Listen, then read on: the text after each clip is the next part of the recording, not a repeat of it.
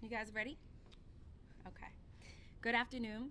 Thank you all for coming. I want to first acknowledge my executive team members who are in attendance: Chief Deputy Jan Bledsoe, Deputy of Major Crimes Kurt Bjorklund, Assistant State's Attorney Liz Stock, and Rita Wistoff-Ito, as well as the Director of our Management Information Systems, Darren O'Brien, who I will turn to very shortly. I think we can all agree that this year has gotten off to a rather tragic start with almost 70 homicides. I'm outraged and saddened at this senseless violence and send my prayers and condolences to those who have suffered the loss of their loved ones. Please know that my office remains committed to prosecuting those who are responsible for perpetuating violence in the streets of Baltimore, which is why I first applaud the outstanding collaboration between my prosecutors and the Baltimore Police Department in obtaining a number of recent convictions despite the intermittent operation of the courts over the past 2 years. Because of this collaboration, just this past month, my prosecutors secured several sentences for violent individuals that send a clear message that we will never give up in our fight for justice on behalf of the citizens of Baltimore City.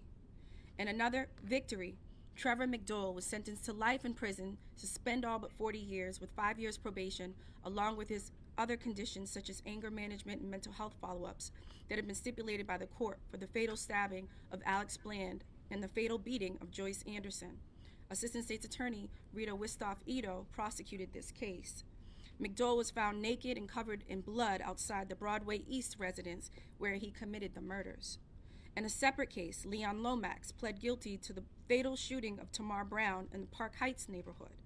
Mr. Lomax shot Mr. Brown twice in the back in 2015 and was paralyzed from the waist down. Brown later died in 2019 due to complications from that original shooting. Assistant State's Attorney Chandrea Hanna prosecuted that case. Many of you can also recall the dreadful killing of Fabian Mendez in Highland last year. Mr. Mendez was carjacked and then run over and dragged several blocks to his death in a crime that shocked the city. Last week, 2 juveniles were pled guilty to the murder and were sentenced to life in prison to spend all but 30 years with 5 years probation. Assistant State's Attorney Elizabeth Stock prosecuted that case. Earlier this month, Keith Smith was sentenced to life plus 3 years in prison for the fatal stabbing of his wife, Jacqueline Smith. Many of you can remember this case because he created an elaborate cover-up plan to cowardly blame panhandlers in Baltimore City for the horrific stabbing of his wife. Assistant State's Attorney Chandrea Hanna prosecuted that case. Finally, earlier this month, Lawrence Banks was sentenced to 41 years in prison for the second-degree murder of his daughter, Dominique Foster. After killing his daughter, Banks dismembered her body and left the remains in a dumpster behind an apartment complex. Assistant State's Attorney Elizabeth Stock prosecuted that case. Anytime we experience increases in homicide like the increase we're currently undergoing, the public should ask questions about what their city institutions are doing to tackle the problem. And to be honest, the citizens of this city deserve to ask those questions and demand transparency and accountability. There's been a lot of misinformation spread by certain politicians and certain sections of the media that intentionally attempt to drive a negative narrative about the crime in our city, about city leadership overall, and about the effectiveness of my office. But let me be very clear. Today, I'm releasing a cumulative annual report that shows that despite all of the challenges that the city has faced in the past 7 years, my office has achieved milestones that I am tremendously proud of and credit to my talented team of prosecutors and support staff. What you will see with the release of this report is over the course of my term, my office has maintained a 90% conviction rate on average for violent offenses, an average of 88% conviction rate for mandatory minimum eligible cases, and a 92% conviction rate for violent repeat offenders, all of which are consistent with the conviction rates of my predecessors over the past 10 years. What you will find in this report is that even despite recent crime rate increases, our commitment to justice has been and continues to be unwavering, which is why my office has exonerated 12 wrongly convicted and imprisoned men who collectively served 300 years for offenses and crimes they never committed. We've recommended the release and modified the excessive sentences imposed upon almost 30 individuals through our sentencing review unit for those who have used their time incarcerated to turn their life around and deserved a second chance. To date, none of those people released have reoffended. My office has led the way on police accountability, including our 2016 white paper titled Investigating and Prosecuting Police Misconduct, Reform Proposals. This was the start of a subsequent years of advocacy that would help support the sweeping police reform bills that passed last year in Annapolis. Whether it's body-worn cameras or requiring officers to intervene when a fellow officer crosses the line, we have made progress because of the courage to challenge the status quo in the city of Baltimore. Since the Freddie Gray trial, my office has convicted 30 police officers in an effort to restore trust among community and police and law enforcement. In the height of the pandemic, we eliminated 1,415 warrants, eliminated approximately 800 outstanding warrants for nonviolent, low-level offenses that we declined to continue prosecuting because they do not impact public safety and irreparably damage community and police relations, and all too often lead to a death sentence for people of color in this city and in this country. Johns Hopkins supported our policies, and that has been well documented. We prioritized our victims and witnesses throughout the past 7 years. In fact, our Victim Witness Services Unit has served 52,972 victims and witnesses of crime, offered 7,745 grief counseling sessions through our Family Bereavement Center, which is the only family bereavement center in the entire state of Maryland, out of a state's attorney's office. We've relocated 1,048 families and secured $3.2 additional in grant funding for victims and witnesses. Finally, we've supported young people like no other administration before by reaching more than 580 elementary school youth through our Great Expectations program, 300 junior state's attorneys through our paid summer program with Youth Works. Those young people, 95% of those junior state's attorneys, having graduated from high school or are in a career track or in college, 33% of them are actually in a criminal justice field. Given the wealth of information that is presented, and you will shortly see it, in this nearly 50-page term report, it only makes sense to accompany its release with that of our new, and you'll hear from Darren shortly, interactive data dashboard, so that the public can see the work of our office in real time. This newly developed data dashboard allows viewers to take an in-depth analysis of Baltimore's criminal justice outcomes in the courtroom in an easy-to-read format that updates individuals in real time. Darren will talk to you all more about this in a moment. The information in the data dashboard and in the term report is irrefutable evidence that my office takes violent crime seriously. What is clear from both this cumulative report and the data dashboard is that transparency is paramount, which is why I'm excited to turn things over to Darren to discuss the ins and outs of our new interactive data dashboard. So please check out the cumulative term report on stattorney.org, as well as the data dashboard, which will also be on the website. They have an amazing amount of information. So take it away, Darren. Good afternoon. Give me a moment. I have to get this back up here. Yeah. Where do you want me here?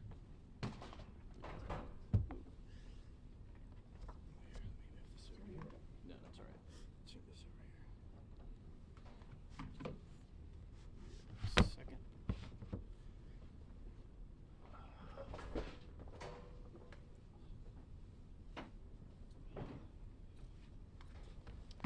Okay, that should do it.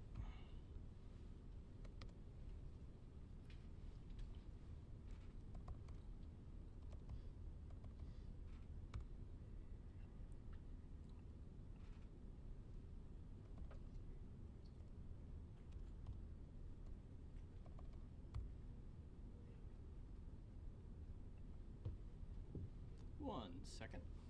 Okay. Well, good afternoon again. How are you doing? Darren O'Brien, Assistant State's Attorney, Director of Information Technology. So, what you're about to see, and I'll take you through a couple examples, but there are three critical points that everyone should know about this information. And one of them, most critical, is this information the information you're seeing and we're compiling for the public to understand a little better is housed and held by the courts. So this information is available to the public.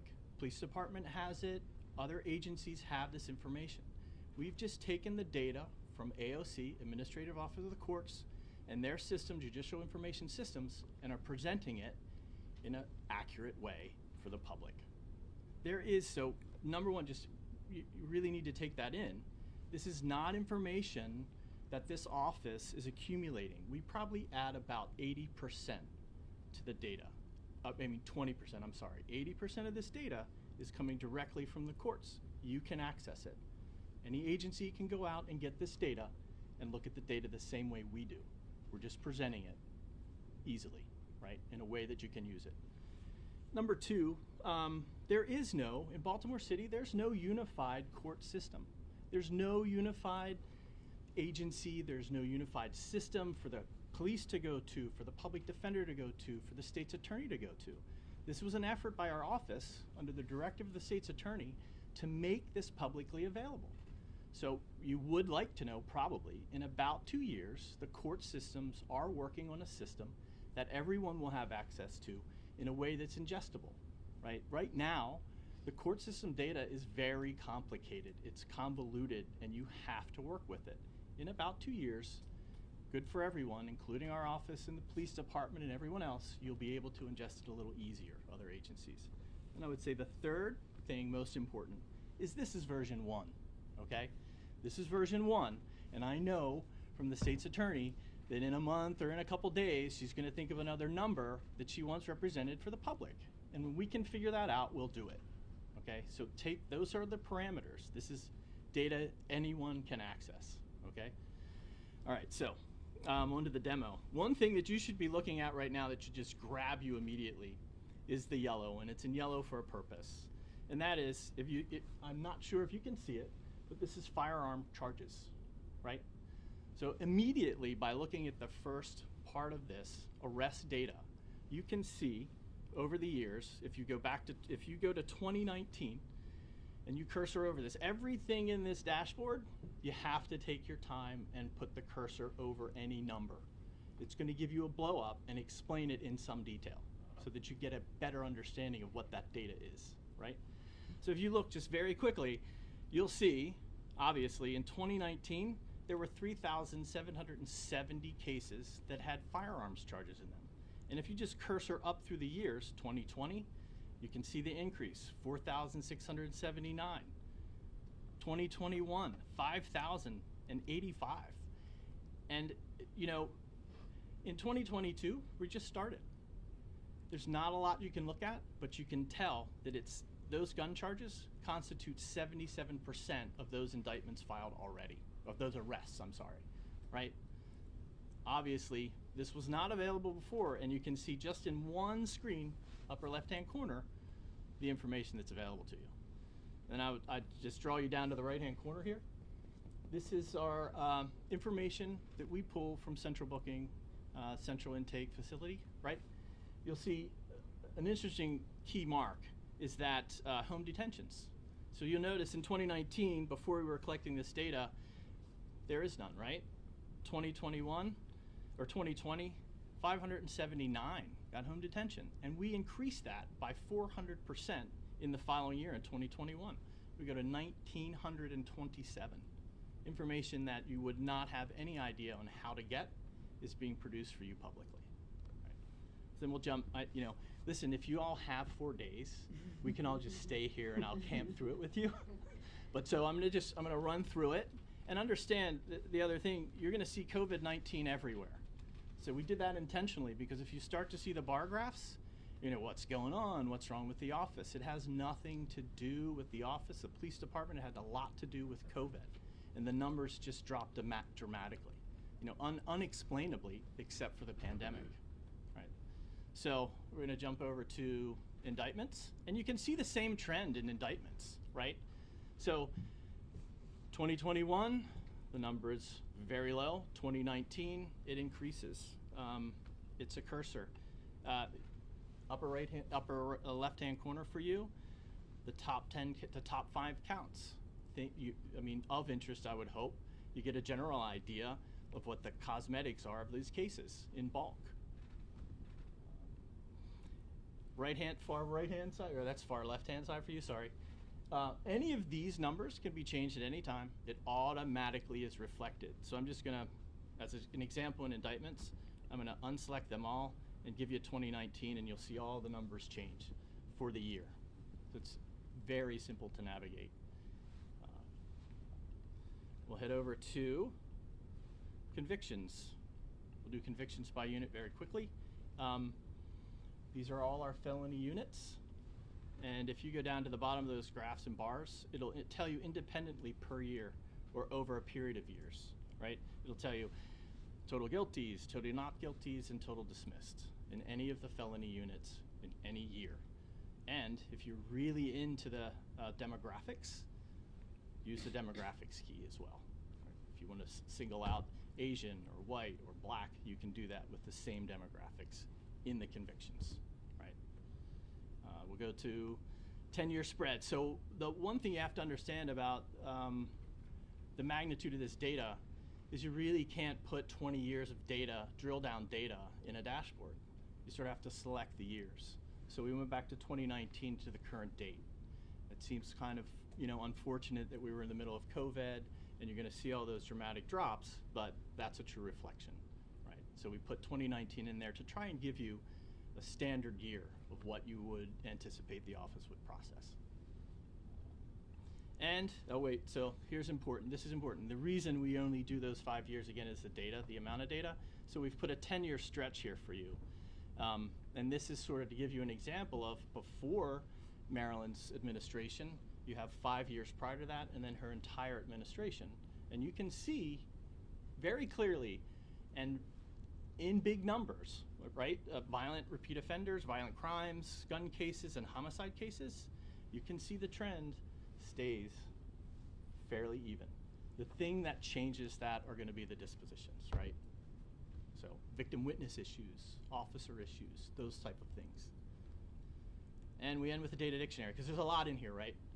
There's a lot of abbreviations on every single page. There's an abbreviation, VRO, DV, domestic violence, those sort of things. So we've put this index in here, dictionary and notes. Pay particular attention to the special notes, right? Because it'll explain some of the mathematics or equations behind the numbers.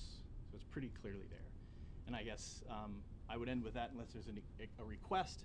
But please, this is version 1, and I'm sure Marilyn's going to come up with version 2 before you do, but I think we're looking for that feedback from the public so we can present it to you, right? I think that's it. Thank Any you. questions? You mentioned your policies that you've put in place now prosecuting low-level crimes. We've spoken to several of the candidates who are running for the state's attorney. So I ask you, are those policies that you'll keep in place if you are in fact going to run, and what do you say to those who question or worry that those policies aren't working, as even you've acknowledged homicides and non-fatal shootings are spiking in the city? So what I will say is that Johns Hopkins came out with a report more recently where they have actually followed our policies, and what they have concluded is that the policies in which the target population that we were focusing on, there was a less than 1% recidivism rate. So anybody that draws a false correlation with urinating in public with the trigger pullers and homicides, it's illogical, right? Not only did Johns Hopkins do this independent report, but they also said that because of our policies, we averted the arrest of individuals, which would have been 80% black people in this country. And so anybody, I don't care who they are, that thinks that there's a correlation between my minor offense policies and violence in the city is not being, it's just not credible. And I know you're prosecuting drug distribution, not possession, but a lot of people, we've heard a lot of complaints from people who say they're seeing more of that in their neighborhoods and it's hurting their quality of life. You've spoken about this before. What do you say to those people? So what I will say is we've been very clear, not only myself, but also the commissioner, that we are prosecuting drug dealers, okay? And I've gone and I've done town halls in every police district, both virtually and in person. We've done the rounds for the the police training and the roll calls. We've done training sessions, and so we'll continue to do that. I think it was definitely, we got a little bit of pushback from certain, not the command staff at Baltimore Police Department, but some officers who were resistant to the policy changes. I think that that's changing, and this is why this is so important, because you can look at the indictments, and what you'll see from the indictments last year is that we indicted a lot of drug dealers. We will continue to do our job. We will continue to work collaboratively with the police department to ensure that we're getting drug dealers off our streets, because we know that undercurrent is the undercurrent of violence, right? And so anybody who thinks that we're not, please rest assured we are continuing to do our job and to arrest drug dealers and to prosecute them. As far as go ahead, Barry. Just wondering about issuing the term report and also bringing up the dashboard. Was this done because of criticism of your office and the way that it was being handled? So no, not actually. Darren has been working on this data dashboard for a while. Yep. So how long? So you can tell him how long. About a half a year to a year. I mean, you have to understand again. Come closer. You can Yep. come closer. This data is available through the courts. It's just that it is not an easy thing. In 2 years, it'll be easy for you to get this data and demonstrate it or present it.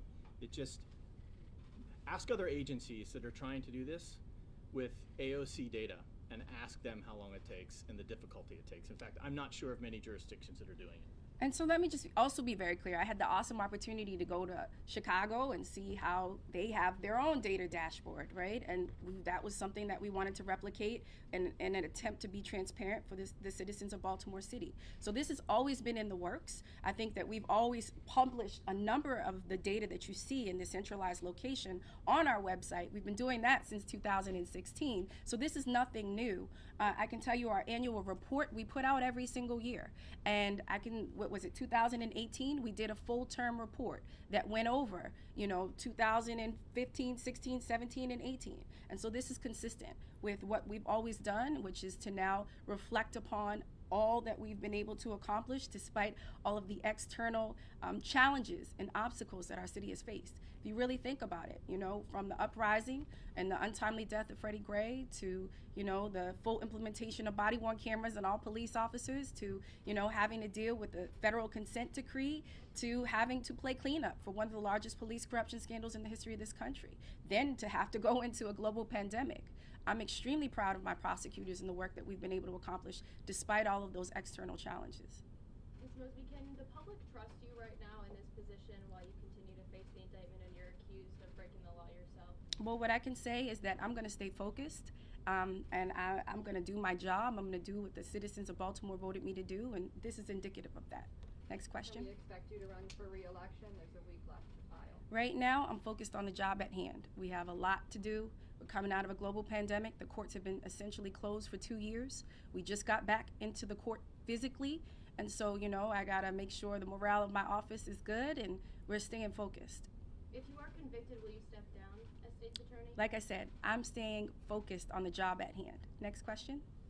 Darren mentioned the null process and the stats, Mhm. and we did a preliminary look at those numbers, and it seems like about half are because of witnesses didn't show or insufficient evidence. Mhm. What's the answer to fixing that? I mean, is that a police issue? Is that a prosecutor issue? Is that a whole big picture? That's a big picture cultural issue. I think this is one of the reasons why we've been focusing on this, witness relocation, victim witness services for the past 7 years. We had a campaign in the midst of the global pandemic, You're Not Alone, Together We're Stronger. We've been really focusing 33%, and this is nothing new. This information has been consistent. Throughout my tenure, about 33% of the cases that we have to get rid of is due to a lack of victim witness cooperation or victims and witnesses failing to appear. And so we try to ensure that people know about the services that we have to offer, one of which is the Bereavement Center. We offer lifetime grief counseling to families and next of kin whenever they want to come in. There's no time period. And so, we struggle, but we're committed to working with the mayor and with the commissioner to change the culture of the stop snitching mentality. You know, when you have seniors and babies that are being shot in broad daylight, and 14-year-olds being shot in broad daylight, and people aren't coming forward, it's really hard to get those individuals off the street. You can't blame the police if nobody's coming forward. You can't blame my office because there's no perpetrator that has been identified yet. Now, when we get them, what this data shows is we're more likely to convict them. But we have to change the culture in our city, and that's something that we're committed to doing as an office. But it sounds like even with your last statement that you are still possibly looking forward even to another term.